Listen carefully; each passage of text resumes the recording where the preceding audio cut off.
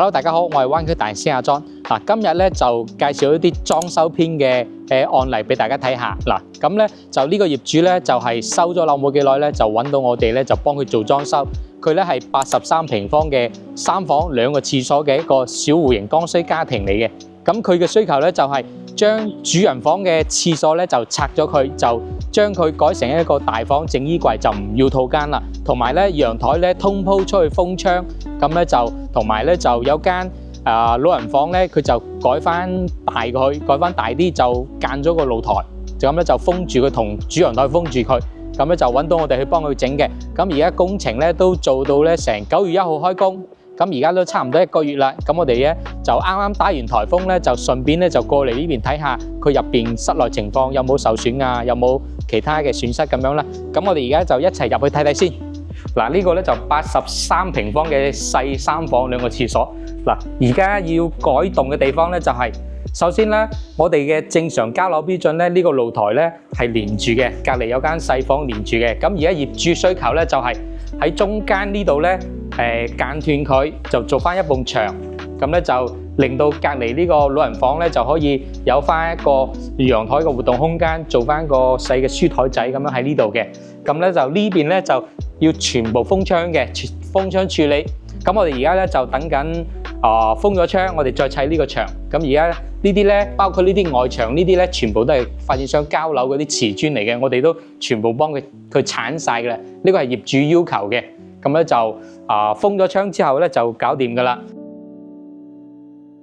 咁呢啲咧都係燈掣位啊，全部都有改到嘅。咁仲有個改動嘅地方咧，就係呢度啦。呢度咧係比較大嘅改動嘅。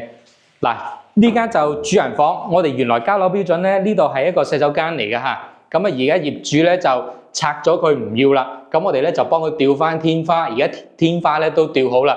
就等佢鋪翻油線灰，油完油線灰之後咧，咁呢度咧將會咧就做成一個梳妝台，就櫃啊同埋化妝地方全部整好晒嘅。咁業主咧就想咁樣整，因為咧咁樣佢係而家目前係2公婆住嘅，咁咧佢就一個廁所其實都夠用啦，但係佢嘅衣櫃唔夠，呢間房咧有洗手間喺度咧會顯得細啲，所以佢就會拆咗佢改晒，包括呢啲燈掣位咧，全部都係揾我哋幫佢改過晒嘅，就整咗好多個燈掣位嚟嘅呢啲咁樣整。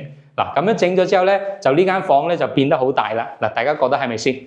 睇下咁樣就呢個咧佢整咧就其實佢工期咧唔需要太耐嘅，我哋咁樣幫佢改，加埋佢訂製櫃咧其實已經提前佢未收樓之前咧就已經度好晒做緊啦，喺廠家度已經做好晒，我哋只需要油好晒油咧，佢就過嚟安裝。應該咧就係10月底之前，因為嚟緊咧就中秋啊嘛，有成10日做唔到嘢，咁10月底之前咧都可以搞掂噶啦。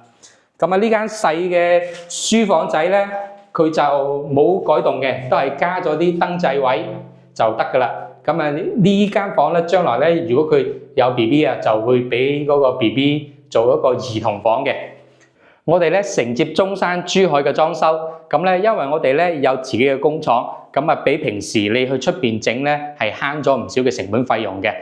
咁咧我哋咧仲會係全部都係呢啲喺工廠攞貨翻嚟，都係啲靚品牌、靚牌子，質量有保證，係嘛？如果你都有裝修需求嘅話咧，記得聯絡我啦。